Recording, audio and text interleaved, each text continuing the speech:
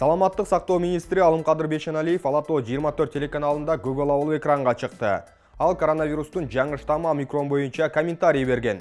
Бирок көрүүчүлөрдүн назарын тарткан жаңы штамм эмес, анын Google болгон жүзү болду. 17 декабрдагы ишембиликте Алтын балалык реабилитациялык борбордо министрдин бетине дем алыш күндөрү арча түшүп кеткен деп билдиришти. Ал эми Бейшеналиев өзү бул тууралуу мындай деди. Тоонун башынан 2 метрлик балатыларды алып келип, Алтын балалыкка тигип жатабыз. Өйдө жактан балатыны сүйрөп келе жатканда томолонуп келип бизди басып калды. Алтын балалыкка барып жардам берип жатам. Журналисттерди дагы чакырам. Силерди дагы басып калат. Силер болсо иштей албай калдык. Оорудум деп жатып аласыңар. Мен анткен жокмун. Иштеп жатам деди ал. Аны айрымдар спирт ичимдигин ичип алып, бирөө менен мушташкан деп сындап жатышат. Бул боюнча ал төмөндөгүдөй жооп берди. Биринчиден, мен спирт ичимдигин ичпейм. Экинчиден, мени сабай турган киши жок. Кыргыз мамлекетинен мени сабай турган бирөөнү көрсөтчү. Мен баарын сабайм. Мени бирөөлөр сабай албайт деди. Аскар Акаевке козголгон кылмыш ишин тергөө уланууда. Бул тууралуу УКМКнын басма сөз кызматынан билдиришти. УКМК өлкө жарандарын жалган маалымат таратпоого чакырды. Жүргүзүлүп жаткан тергөөгө тиешеси жок. Иш боюнча ишенимдүү маалыматы жок адамдардын мындай билдирүүлөрү жөн гана өзүн пиар кылуу максатында коомчулуктун оюн бурмалоо жана атайлап адаштыруу болуп саналат. Мындан улам УКМК кумтөр иши боюнча, анын ичинде Аскар Акаевке байланыштуу тергөө уланып жатканын коомчулукка маалымдайт. Мындан тышкары мурдагы президент Аскар Акаевке 1992 жылы Камэко компаниясы менен башкы келишим түзүү жана 2003 жылы кумтөр долбоорун реструктуризациялоо эпизоддору боюнча жаңы айыптар тагылды. Айрыкча Аскар Акаев жогорудагы кылмыштарды жасоодо өзүнүн күнөөсүн толугу менен мойнуна алып, тергөө менен жигердүү кызматташып жатканын жана анын өлкөдөн чыгып кетиши, Бишкекке келиши алдын ала тергөөчү менен макулдашылгандыгын белгилейт. Буга чейин УКМКнын тергөө иштерине катышып кеткен Аскар Акаев Москвага кеткен соң өз интервьюсунда ага болгон иштердин бардыгы жабылганын кабарлады. Бирок улуттук коопсуздук боюнча мамлекеттик комитеттин басма сөз кызматы билдиргендей, Акаевдин иши токтотулмак түгүл, ага дагы жаңы айып тагылды. Коомчулук ушул тапта ким тарапка ишенерин билбей калгандай. Ички иштер министрлигинин ички аскерлеринин кол башчысы Исламбек Кенжекулов аталган түзүмдө аныкталган ири коррупциялык факт боюнча кармалды. Бул тууралуу башкы прокуратуранын басма сөз кызматы билдирди. Башкы көзөмөл орган Кенжекуловдун кармалышы боюнча толук маалымат бере элек. Ал ички иштер министрлигинин ички аскерлеринин кол башчысы болуп 2019 жылы март айында дайындалган. Буга чейин аскер прокуратурасын пландуу текшерүү маалында өздүк курамга сатып алына турган тамак ашка жана кийим кечеге бөлүнгөн акча каражаттарын жалган фирмалардын эсебине мыйзамсыз түрдө которуу менен 33 миллион 946 миң сом урдалганы кабарланган. 15 декабрда ички иштер министрлигинин ички аскерлеринин финансылык башкармалыгынын башчысы Талантбек Жоробеков кармалган.